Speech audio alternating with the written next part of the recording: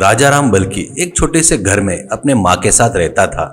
उसने पढ़ाई ज्यादा नहीं किया था। उसको पहले से ही नाटकों का बहुत शौक था। चेंबूर नाटक कला परिषद को ज्वाइन करके वो लोग जो भी नाटक करते थे उसमें ये भी अपना किरदार निभाता था। और नाटक खत्म होने के बाद उसको वो लोग 2-3 हजार पारितोष के रूप में पैसा देते थे। वो ही उसकी कमाई थी। ऐसे महीने में 3-4 ही नाटक रहते थे। उसके अलावा दूसरा कोई कमाई करना उसको पता ही नहीं था। अगर कोई रास्ता होता तो भी वो नहीं कर सकता था। एक दिन उसकी माँ रोटी बनाते हुए पेट पकड़कर पेट दर्द से परेशान हो रही थी। राजन भागते हुए जाकर पड़ोस के एरिया में डॉक्टर को रिक्वेस्ट करके लेकर आता है। तो ऐसा पहली बार हुआ है या इससे पहले भी ऐसा दर्द हुआ था करके पूछता है डॉक्टर। इससे पहले 4 बार हुआ था सर, ऐसा कहता है राजाराम। डॉक्टर, मुझे कुछ शक हो रहा है, एब्डोमेन एक्सरे निकालकर मुझे दिखाओ, ऐसा कहता है।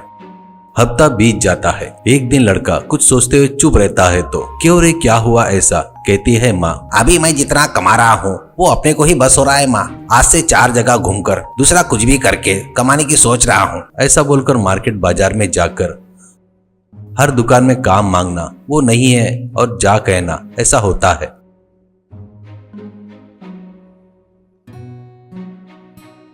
और वो एक दुकान से बाहर आकर निराश होकर खड़ा होता है। भूख लगी थी। सामने में उसे लाइन से 7-8 स्ट्रीट बिरयानी की गाड़ियां दिखती है। वो अपनी जेब में ढूंढता है तो 10 की नोट रहती है।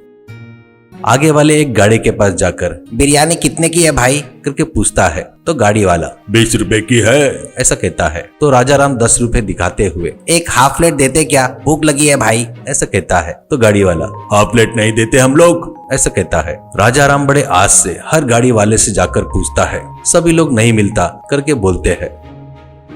तो राजाराम वैसे ही भूखा चलते हुए जाते रहता है तो रास्ते में फल्ली वाला दिखाई देता है।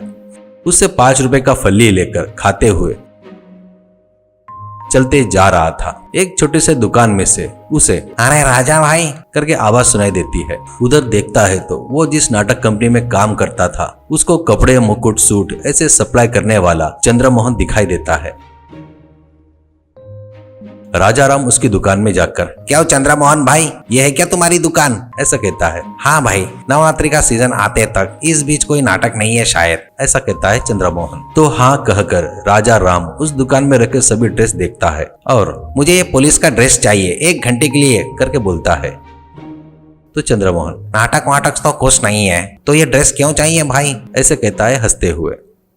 राजाराम वो ड्रेस लेकर उठाकर खड़ा होकर जीने के लिए चाहिए भाई, ऐसा कहता है। शाम को बिरयानी के दुकान वाले बिजी थे। सभी गाड़ियां कस्टमर से भरे थे। उतने में राजाराम पुलिस के ड्रेस में आकर लाठी से एक गाड़ी पर टक टक मारता है। हाथ फैलाता है तो वो गाड़ी वाला सर तुम लोग को ऐसे रिश्वत देना हमको आदत नहीं है सर, ऐसा कहता है। तो राजाराम तेरे को आदत नहीं है तो क्या हुआ, नए हमारे साहब जो आए हैं ना उनको बहुत आदत है, रोज कुछ न कुछ हाथ में नहीं मिला तो उनको नींद नहीं आती, निकाल निकाल करके लाठी से गाड़ी पर मारते हुए जोर से बोलता है। गाड़ी वाला 50 रुपए निकाल कर देता है तो राजाराम हाथ से उसके सिर पर मारते हुए भीख मांग रहा हूँ क्या रे रास्केल, पुलिस वाले बोले तो मजाक समझ रहा है क्या, अंदर डाल दूंगा, ऐसा कहता है।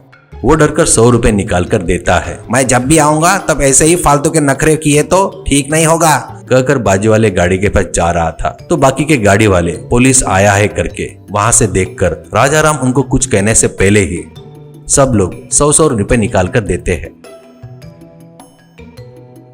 अब राजाराम जूते की टकटक की आवाज करते हुए वहां से चला गया। जाकर चंद्रमोहन को ड्रेस वापस कर देता है। अब वो 4 दिन रुककर उसके बाद व्हाइट यूनिफॉर्म पहनकर टोपी पहनकर आता है और यहाँ पर बिरयानी बेच रहे हो ना, कब से हो यहाँ पर करके कहता है कड़क आवाज से। तो वो लोग राजाराम का यूनिफॉर्म देखकर डरकर कौन हो सर आप, ऐसे कहते हैं। राजाराम कोई भी सामान खाने की वस्तु पर टैक्स लगाने वाला टैक्स ऑफिसर हूँ। स्ट्रीट फूड की गाड़ी वाले होटलों से भी ज्यादा धंधा कर रहे हैं करके हमारे नजर में आया है। रोज के एक जन 5-6 हजार रुपए कमा रहे हो ना, यानी एक बिरयानी पर 18% टैक्स लगेगा, तुरंत निकालो नहीं तो कल सुबह बुलडोजर आकर तुम्हारी गाड़ियों को उठाकर बाहर फेंक देंगे, ऐसा कहता है। वो लोग बहुत डरकर उसके सामने गिड़गिड़ाते हुए 5000 जमा करके देते हुए साहब इस बार ये लेकर छोड़ दो हमको। राजाराम बड़े कड़क अंदाज में आप लोग ऐसे टैक्स हमेशा भरते रहे तो आपके धंधे को कोई डर नहीं रहेगा, ऐसा कहता है। वो पहना हुआ यूनिफॉर्म चंद्रमोहन को देकर थैंक यू चंद्रमोहन। ऐसा कहता है और 2 दिन रुककर म्यूनिसिपल ऑफिस से आया हुआ वैसे जाकर गाड़ी निकालो, इस रोड को चौड़ा कर रहे हैं, 2-3 दिन में कंकड़ रेती ट्रक आ जाएंगे करके घाई गड़बड़ी कर रहा था। तो गाड़ी वाले सर चौड़ा किए तो कोई भी आकर कार पार्किंग स्कूटर पार्किंग करेंगे सर, पर हमको तो रहने दो ना सर करके चिल्लाते हैं। तो राजाराम सच है रे बाबा, पर म्यूनिसिपल ऑफिसर जी ने ऑर्डर पास कर दिया है, सर को रोकना है तो थोड़ा ज्यादा ही खर्चा होगा, ऐसा कहता है बड़े सीरियस अंदाज में। इससे सभी गाड़े वाले मिलकर पैसे जमा करके 40,000 रुपए देकर सर बस 6 महीने तक ऐसे रोड को चौड़ा करने का काम रोक दिए तो हम लोग और 6 महीने धंधा कर लेते सर, ऐसे कहते हैं। तो राजाराम सीरियस होकर ठीक है कहते हुए पैसे लेकर चला गया और माँ को हॉस्पिटल ले जाकर सभी टेस्ट करवा कर पेट में कैंसर नहीं है पर अल्सर बढ़ रहा है करके छोटा सा ऑपरेशन किए तो हो जाएगा डॉक्टर कहने से ऑपरेशन करवा कर डिस्चार्ज करते हैं।